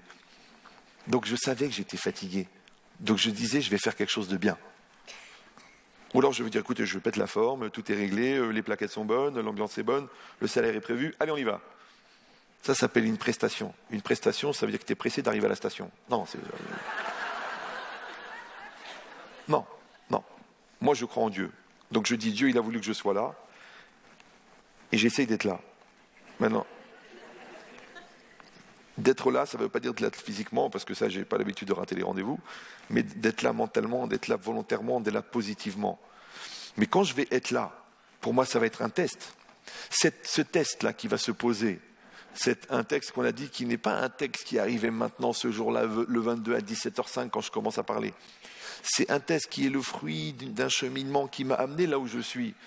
Oui, et que peut-être mes recherches philosophiques quand j'avais 14 ans et les études de théologie que j'ai fait pendant des années et les dizaines de conférences et les milliers de personnes que j'ai aidées, elles m'ont aidé à devenir la personne que je suis pour venir aujourd'hui vous proposer quelque chose. Donc ce test-là, en vérité, il est le fruit de toutes ces étincelles, tous ces cumuls d'étincelles. C'est pour ça qu'on ne peut jamais renier son passé, parce que son passé, il est que le producteur de son présent. Dis donc, je m'accepte, et je suis comme je suis, et je le fais, et je l'assume, et je grandis. Il dit maintenant, là où ça devient compliqué, c'est que ça participe aussi d'un projet qui est plus grand que moi. Et on a dit que ces étincelles-là, elles sont redistribuées. Ça veut dire que quand une âme, elle finit son temps de vie, c'est-à-dire une personne finit son temps de vie, et qu'on lui a donné une âme pendant ce temps-là, mais les âmes qui ont été reconstituées avec toutes les étincelles qui n'ont pas été exploitées, elles sont reconditionnées pour fabriquer d'autres âmes. Donc quand je vais venir moi, peut-être que je viens avec des éléments d'une autre âme qui ne sont pas les miennes. Et là maintenant on touche un problème qui est plus vicieux, qui s'appelle la réincarnation. Et dans la réincarnation, vous savez qu'on peut être réincarné dans un corps d'homme, dans un corps de femme, dans un corps d'animal, dans un végétal, dans un minéral. Je sais que pour vous c'est un petit peu... Attends, ça, même dans les films d'horreur, on ne l'a pas imaginé. Moi, je vous dis ce que je sais. Donc, si par exemple, dans notre tradition, on a une obligation de dire une bénédiction en buvant un verre d'eau, selon la Kabbalah, c'est aussi pour réparer l'énergie divine que nécessite cette étincelle qui s'est réinscrite dans ce verre d'eau. Ça peut être aussi par rapport à une nourriture, ça peut être aussi par rapport à un animal, ça peut être aussi par rapport à une personne qui est en face de nous, ça peut être aussi avec une personne qui n'est pas de la même religion que nous, qui n'a rien à voir. Mais cette rencontre-là, elle n'est pas fortuite. Et si on croit en Dieu, on sait que la réalité qui est en face de nous, elle est d'une précision, je ne peux pas dire diabolique, parce que sinon vous n'allez plus comprendre, mais elle est divine. Il dit, cette logique-là, c'est ça. Ça veut dire que si on dit que maintenant, que ces étincelles-là, elles reviennent et qu'elles ont une certaine mémoire, alors comme on comprend aujourd'hui, par exemple, que l'eau, elle a une mémoire, on comprend que l'air, il a une mémoire, on comprend que la cellule, elle a une mémoire, alors pourquoi l'étincelle, elle n'aurait pas une mémoire ? Alors que le monde physique, il n'a été créé que pour qu'on prenne conscience que le monde spirituel existe, et entre les deux, le monde psychologique. Par exemple, regarde par exemple la vitesse. La vitesse, c'est un rapport entre la matière et le temps. Kilomètre, heure. Maintenant, la matière, c'est le lien qu'on entretient avec la matière. Parce que c'est quoi la matière ? C'est pas la matière en elle-même, c'est pas le kilomètre en soi. C'est que la voiture, elle adhère au parterre, au goudron, donc elle va aller à 250 km/h. Maintenant, pourquoi le train, il va plus vite que la voiture ? Parce que le train, c'est métal sur métal. C'est pas caoutchouc sur goudron. Donc il y a une adhérence moins grande. Donc il y a moins de liens et de dépendance à la matière. Donc le train va aller plus vite que la voiture. Maintenant, l'avion, il va aller plus vite que le train. Parce que là, il y a plus de dépendance. Il y a moins de dépendance à la matière parce qu'il n'y a plus que le frottement de l'air. Après, la fusée va aller plus vite que l'avion. Parce que là, il n'y a même plus d'air dans l'espace. Donc la vitesse, c'est un rapport entre la matière et le temps. Oui. Et que moins il y a de matière, plus il y a de vitesse. Vous me suivez toujours ? Donc c'est pour ça que la société nous oblige à devenir matérialistes, parce qu'elle sait qu'on va perdre un maximum de temps. Par contre, quelqu'un qui est au-delà de la matière, soit parce qu'il est extrêmement religieux, soit parce qu'il est extrêmement idéaliste, soit parce que son projet il est plus grand que ce qu'il est lui-même, il va aller à une vitesse incroyable. Une vitesse, tac, tac, tac, tac, tac. Une vitesse de réalisation, une vitesse de conception, une vitesse de connexion, une vitesse de compréhension, qu'à ce moment-là, la démonstration et l'intuition se mélangent. Que toi, tu as besoin d'une démonstration, et lui, il a une intuition. Tu dis, mais tu étais bien sûr de toi. Il dit, oui, mais j'ai tellement fabriqué les canaux qui me permettent de comprendre, que maintenant, il se développe de manière intuitive. Tu peux être sûr de ton intuition ? Ça dépend du travail que tu as fait avant. On dit qu'Einstein, à la fin de sa vie, il ne pouvait plus démontrer ses intuitions. Maintenant, après, il y a des gens qui s'en sont chargés. Ils ont mis 90 ans à développer les intuitions d'Einstein sur certains types d'équations qui sont étudiées dans un département spécifique au CNRS, spécialisé dans les équations d'Einstein qui n'ont pas été éclairées par Albert lui-même. Mais c'est quand même intéressant qu'un type qui a mis 10 secondes à penser quelque chose, l'autre il a mis 90 ans pour le comprendre. Ah, tu te dis, mais pourquoi ça va tellement vite? Alors, je t'explique pourquoi. Parce que là, il est dans le monde réel, dans la matière et dans la démonstration. Et là, il est dans le monde intérieur. Et le monde intérieur, on a dit, n'est plus soumis au temps. Et là, l'intuition, c'est le sommet, juste avant la prophétie, du non-temps. Donc, imagine la différence de vitesse. Maintenant, je vous dis la vérité. Ne le prenez pas mal, hein, je juge personne. Quelqu'un qui est très fort, qui est très formé, qui est bien dans sa peau, qui aime la vie, qui est instruit, qui est religieux, qui est équilibré, qui est construit, qui se projette, qui se maintient tout le temps dans une trame positive, il a du mal. Alors quelqu'un qui est lourd, qui est bête, qui est cupide, qui est méchant, qui est j'allais dire un mot en arabe. Bon. Non, je me prépare pour le futur de la France. Donc, j'exagère. Ça, c'est vraiment se voiler la face. Alors, donc chut, on se calme. J'ai du mal à me maintenir déjà. Donc c'est quoi l'idée? Et ça, c'est très très important. C'est qu'une personne, si elle comprend ça encore une fois, alors elle comprend qu'on contient cette mémoire. Maintenant, si on dit que, d'après notre tradition, après vous les débrouillez avec votre culture, c'est que ces étincelles, elles sont redistribuées et que je retrouve, en fin de compte, à l'intérieur de moi, des étincelles, attention, d'autres âmes. Mais rappelez-vous que l'âme, elle est impersonnelle, puisqu'elle est divine. La personne est personnelle, le corps, c'est de la viande, et l'âme est divine. Donc l'âme, elle est impersonnelle. Donc les connotations, attention, les connotations personnelles qui se sont inscrites dans une âme et qui reviennent dans un autre spectre d'âme, dans une autre personne, avec un autre vécu, une autre personnalité, une autre approche, c'est ça la destinée. Maintenant, qu'est-ce que je dois faire avec? Je vois que j'ai une hypersensibilité. Je vois que au contraire, je suis proche des gens qui souffrent, ou au contraire, j'ai une capacité à synthétiser les choses, ou au contraire, j'ai une énergie extrêmement forte. Qu'est-ce que je dois faire avec? Ça, c'est ce qu'on m'a donné. Maintenant, je peux m'asseoir et le contempler, ou alors décider qu'est-ce que je vais faire avec. Alors nous, on a une image comme ça. On dit c'est comme quelqu'un qui voulait absolument avoir rendez-vous avec le roi. Et puis il veut rentrer dans la salle de réception, et il y a un gardien qui lui dit « Où tu vas, toi ?» Il dit « Je voudrais rentrer le roi. » Et lui, il est en guenille. Il dit « Mais tu peux pas rentrer chez le roi. T'as vu comment tu es habillé ?» Oh, il dit et puis il reste dehors comme ça à traîner. Il y a un gars qui vient, il dit « Mais pourquoi qu'est-ce que tu veux ?» Il dit « Je voudrais rentrer chez le roi, mais je peux pas rentrer, je suis mal habillé. » Alors il dit « Écoute, si tu veux, je te prête un costume. » Et le gars, il lui prête un beau costume, Hugo Boss ou... Ouais.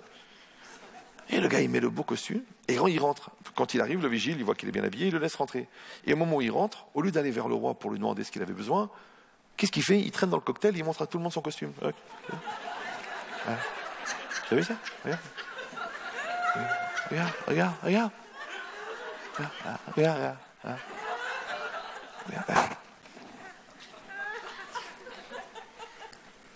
Le roi, c'est le rendez-vous avec Dieu.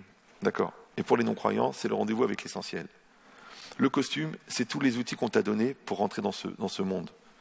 Les gens malins, ils utilisent le costard pour aller voir l'essentiel, et les imbéciles, ils friment avec le costard.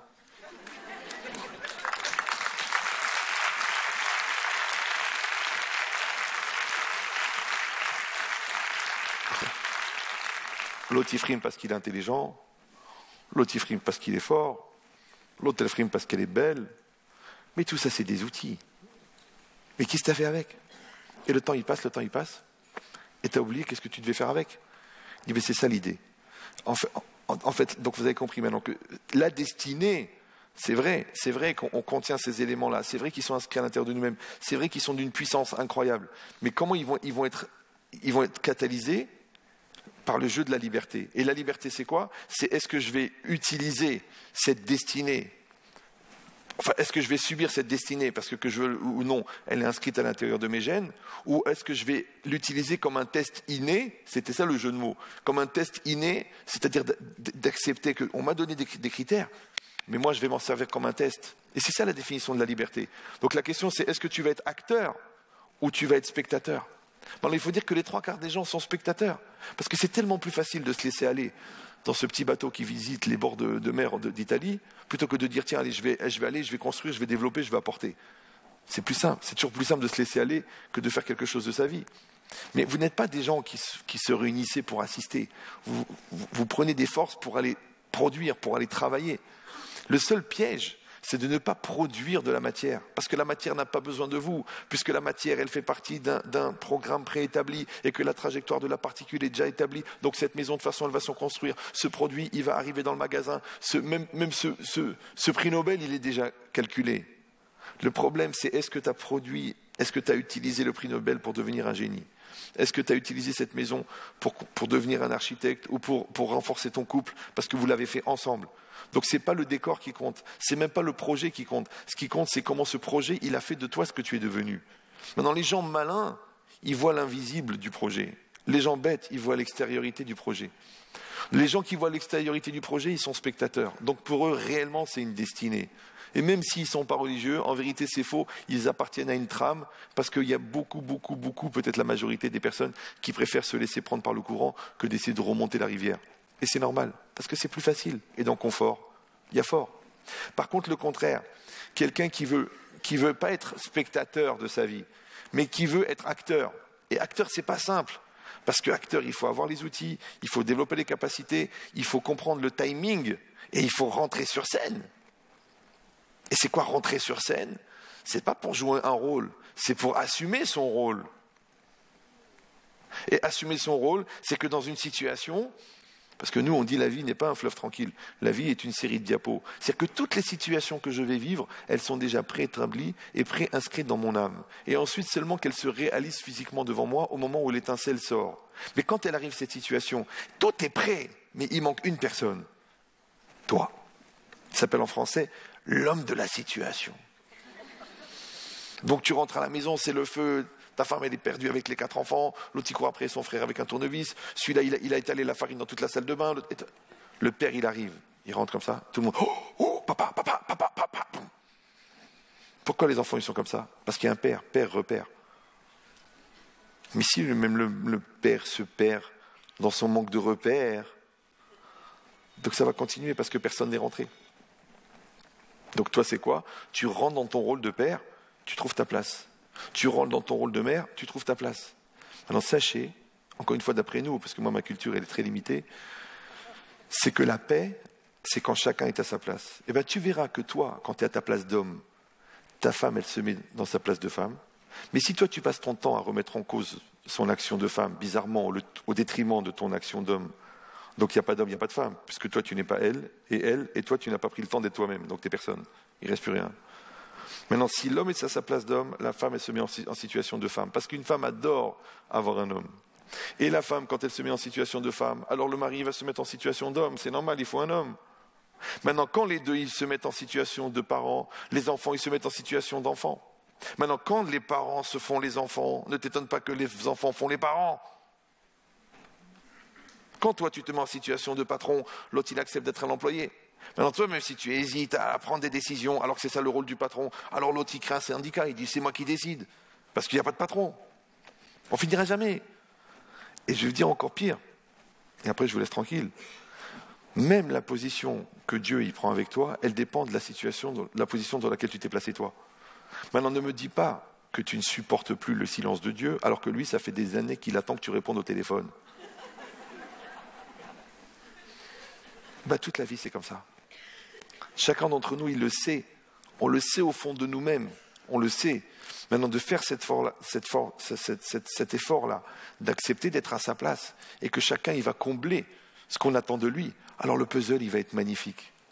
Parce que ce qui est moche dans un puzzle, c'est quand il manque des morceaux. Et ce qui est beau dans un puzzle, c'est quand il est complet. Maintenant, vous savez comment on fait un puzzle ? Ça, c'est un truc que j'ai jamais compris. Le gars, pourquoi il achète ce puzzle-là plutôt que l'autre ? Alors, je vous fais le sketch. Il rentre dans le magasin de puzzle. Bonjour. Je voudrais un puzzle. Oui, lequel ? Celui-là. Combien il coûte ? 23 €. Extraordinaire. Combien ? 12 000 pièces. 12 000 pièces, off. 8 ans et demi. D'accord ? Alors, il dit, écoutez, monsieur, juste une question. Pourquoi avez-vous acheté ce puzzle plutôt qu'un autre ? Le gars, il dit, j'ai bien aimé l'image. Ok. Alors, si vous avez aimé l'image, pourquoi vous achetez pas le poster ? Non, c'est vrai, c'est débile. Je ne sais pas si vous me suivez. Vous savez comment on fabrique un puzzle? On prend une feuille de carton, on met dessus un poster, on passe une presse, tac, on découpe tous les morceaux, on met tout ça dans une boîte, on le met dans une boîte. Après, le gars, il dit « Ah tiens, j'aime bien l'image », il achète la boîte et il met 2 ans et demi pour faire l'image. Imagine si tu regardes un film avec 24 images par seconde et que tu mets 2 ans et demi par image. Tu dis « Je suis à la moitié, j'espère vivre jusqu'à la fin du film ». Alors, je vous donne le secret. Tout à l'heure, on a dit « La destinée, c'est le puzzle en entier ». Maintenant, qu'est-ce qu'on fait? On coupe en morceaux, on le met dans une boîte. La boîte, c'est quoi? C'est toi. Maintenant, chaque jour, tu vas sortir un morceau du puzzle et tu vas fabriquer du puzzle. Maintenant, moi, je vous dis, j'ai rencontré des milliers de personnes. Les 3/4 des gens ont tous les éléments qu'il faut. Tout est dedans, tout est dans la boîte. Ouais. Le seul problème, c'est que le puzzle n'est pas arrangé. Alors, arrange le puzzle. Mets de l'ordre dans ta vie, retrouve un sens des priorités, arrête de te prendre la tête avec des faux problèmes, parce qu'il y a beaucoup de gens, la moitié de leur vie, se posent des faux problèmes, et l'autre moitié, ils essayent de les résoudre. Il y en a même qui réussissent à résoudre leurs faux problèmes. Du coup, il ne leur reste plus qu'à traiter les vrais problèmes. Maintenant, le malaise, le mal-être, ce qu'on appelle en français, c'est cette sensation de puzzle. Tout est mélangé dans ma vie, je ne vois pas le bout, je ne comprends rien. Alors que tu l'as l'image finale. Vous savez, quand vous prenez la photo de mariage de vos parents, vous faites l'expérience, ça donne envie de mourir. Donc, et vous les regardez se regarder. Ils sont comme ça tous les deux. Alors le photographe, il dit, regardez-vous. Alors ils se regardent. Ils vont regarder leur regard là-bas, en 1955, à Cavaillon ou à Alger, ça dépend. Et vous vous dites, à quoi ils pensaient les deux? À quoi ils pensaient? Est-ce qu'ils pensaient à la vieillesse? Est-ce qu'ils pensaient à la maladie? Est-ce qu'ils pensaient à la prise de tête? Est-ce qu'ils pensaient à la fin du paiement du pavillon, juste la veille de la saisie? Est-ce qu'ils pensaient à tout ça? Les deux, comme ça, les deux. 2 tourtereaux comme ça.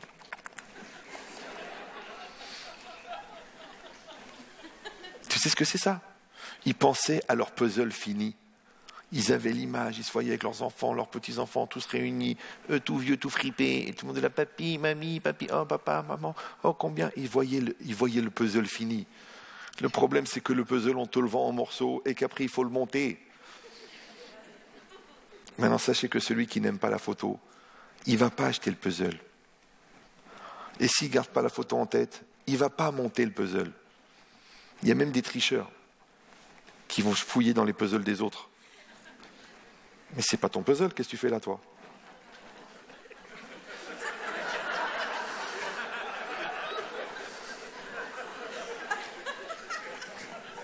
On verra les cas personnels après, si vous voulez. D'accord? Mais ça veut dire qu'en fin de compte, vous avez compris que cette notion de destinée ou cette notion de test inné, en vérité, c'est juste 2 approches qu'on peut avoir de la vie. Ou alors, on veut que cette trame-là, qu'on le veuille ou non, qui existe, maintenant que tu appelles ça le hasard ou que tu appelles ça la destinée, on s'en fiche, ça ne change rien, parce qu'un hasard organisé, c'est plus vraiment un hasard. Au niveau scientifique, ça ne veut rien dire. Mais en tout cas, où tu vas être spectateur de cette réalité, et tu vas te laisser aller, et évidemment, tu vas suivre tes pulsions, et tes nerfs, et tes humeurs, et ton problème de nerfs et d'angoisse, et les appels d'offres, et les rabais, et les soldes, et les ventes flash. Et tu vas être tout le temps en train de courir après quelque chose que tu as l'impression de choisir, qu'en vérité, qu'on t'a préétabli pour que toi tu le suives, parce que tu es un vrai consommateur sans sommation. Ou non, tu vas dire, j'ai compris que tout ça, c'est une illusion d'optique. Et que le but, en vérité, c'est de traverser tout ça. D'accord? Et que ma femme, je vais l'aimer plus que son corps. La preuve, c'est que quand elle a vieilli, je l'aime encore plus. Ou je dis non, le contraire. Écoute, étant donné que tout est en baisse, même les valeurs boursières, ça remet en cause mes sentiments. Ah, c'est grave. Et les enfants, ils sont pas ce que j'attendais, donc ça va pas. Et au niveau du travail, on n'a pas reconnu mes mérites. Alors je suis tombé en dépression. Ou alors, tout ça, c'est quoi? Tout ça, c'est de l'illusion d'optique. Parce que le décor, en vérité, il est nécessaire. Mais le problème, c'est qu'est-ce que tu en fais? Et je veux dire, tu n'as même pas besoin de t'angoisser sur la fabrication du décor, parce qu'elle était préétablie. Mais ce qui est important, c'est est-ce que toi, tu es devenu grâce à ça? Et si tu décides d'être acteur, et tu comprendras à ce moment-là que la vraie joie, c'est la satisfaction d'être, que le vrai bonheur, c'est de voir que tes enfants sont plus grands que toi, Et que quand tu as été jusqu'au bout de tout ce test-là, qu'on t'a proposé, qui était déjà préfabriqué, mais que le résultat n'était pas garanti parce que c'est toi qui le produis. Alors si toi, tu es toi-même le résultat de ton propre test, un test qu'on t'a proposé, mais que c'est toi qui l'as utilisé pour devenir ce que tu es, alors là, tu peux mourir tranquille. C'est ça, nous, on a un terme, on dit, mais tout cas chez Nata Oved, il est doux le sommeil du travailleur. C'est que quand quelqu'un il a fait ce qu'il avait à faire, il peut mourir tranquille. Mais les gens qui ont peur de mourir, c'est des gens qui, au fond d'eux-mêmes, savent qu'ils n'ont pas fait ce qu'ils avaient à faire. Alors ils voudraient qu'on leur rallonge le temps pour qu'ils puissent rattraper le temps qui a été perdu. Mais si quelqu'un, chaque jour, il a été à sa place, chaque jour, il a fait ce qu'il avait à faire, et qu'il n'a pas de dette, sa femme, elle est épanouie, ses enfants sont heureux, ils sont construits, toutes les dettes sont payées, tous les gens l'aiment, il sait qu'il a joué son rôle en tant qu'être humain, en tant qu'homme de religion, en tant que... Là où toutes les facettes du diamant qu'on lui a donné, s'il a fait ce qu'il avait à faire, il meurt tranquille. Il meurt tranquille.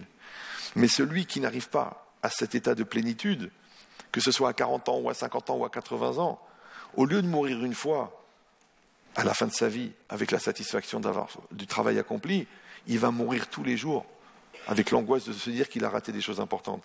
Et comment on appelle la mort avant la mort? Le remords. Et il remord tous les jours.